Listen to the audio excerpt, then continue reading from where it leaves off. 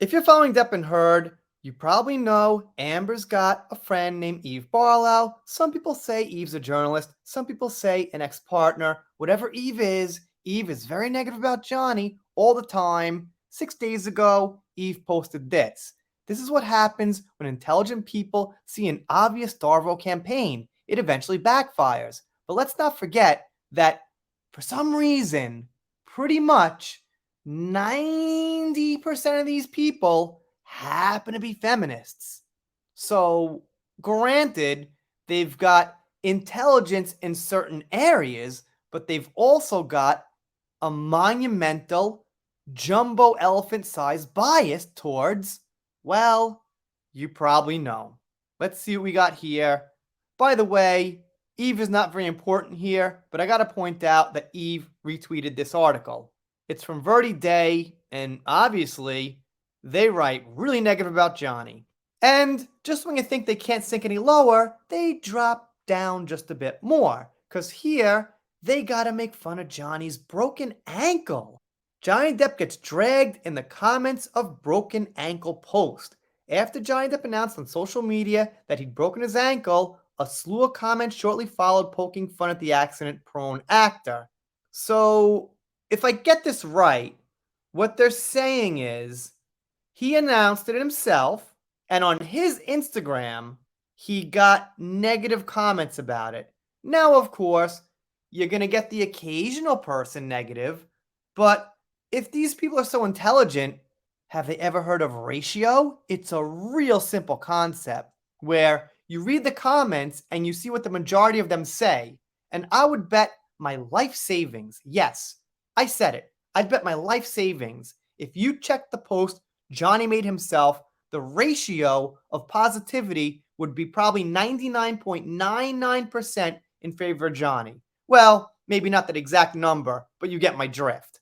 But they can't mention that. They want it to seem, for their not too smart readers, that a bunch of people jumped at Johnny on his own Instagram with almost 30 million followers. But of course, these are the intelligent people. By the way, I will mention one actual positive thing. This isn't a joke. At least they have a pretty good picture of Johnny.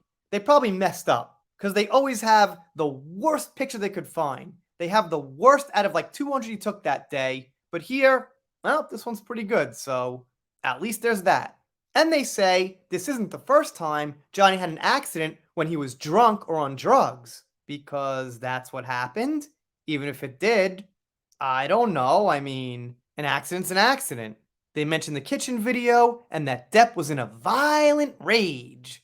The no context kitchen video where Amber giggles at the end, by the way. They say Johnny cut his hand during the trial. Well, I gotta tell you guys something. I don't drink much. I don't do drugs. And I cut my hand yesterday with a kitchen knife. I guess I'm a bad person. Other commenters made jokes about the magical vodka bottle, which defies the laws of physics. You mean the same bottle Amber accused Johnny of doing something with absolutely no evidence? That magic vodka bottle? Some even joked that blamed it on Amber, throwing it at him all the way from Spain. Ha ha ha! What a funny joke. Here's a few of the quick quips, and I bet there's like all of them. Out of like the 20,000 comments Johnny got, these are probably the only ones against him. Alright, maybe there's a couple more, but if you get my drift, like the ones against Johnny on his own Instagram have got to be like finding 1/4 of a needle in a haystack. He crushed it on an accordion door. Cough, cough. Ticket sales. Cough, cough. So, wait. Postponing American concert dates and then donating money, all the money the concert makes in Turkey to earthquake victims is cough, cough. Ticket sales?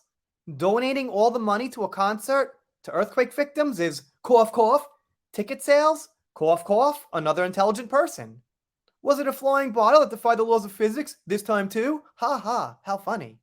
Did that happen by kicking new girlfriend? Good grammar. Did he find the woman to blame? Ha ha ha. Because Amber Heard is just a woman. It's all just about gender, not about facts and reality and who's lying. Sure, and the reality was stuck in traffic at Cannes. Yikes, that is a bad joke, and I don't say yikes a lot because it's kind of corny. And it goes on to say this with the perfect writing this article has. He says he fractured Hulse ankle now, but wait, 1 year from now, he's going to blame it on some 110-pound woman who somehow has the strength of God. Karma's doing its job. Ha ha ha. That was hilarious. Sorry, guys. We got to admit when the other side says something funny, don't we? By the way, what's Hulk's ankle? Not quite sure. They say Depp is now a joke. It's the most obvious case of Darvo that they've ever seen. Rotting teeth, drug-ravaged looks, and incoherent ramblings. You know what? I'll admit, Johnny doesn't have the best flow of speech always, but he gets points across. It's no big deal. They're not incoherent. He makes points. And he makes pretty good jokes usually. A lot of times they're witty. I guess these people here are in the 39 people who are against Johnny. Wait, there's 68 or something. People who once loved him have turned their backs on him in disgust.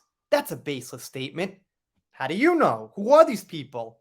Are they one of the 28 million on Instagram? I don't think so. Are they one of the thousands of people going to see his band on tour? Probably not.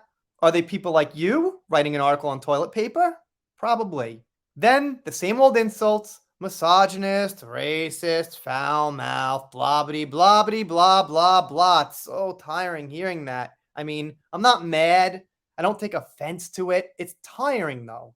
It's over and over and over of the same meaningless, baseless stuff.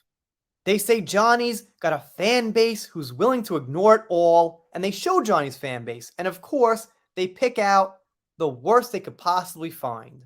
Here it is. This is Johnny's fan base.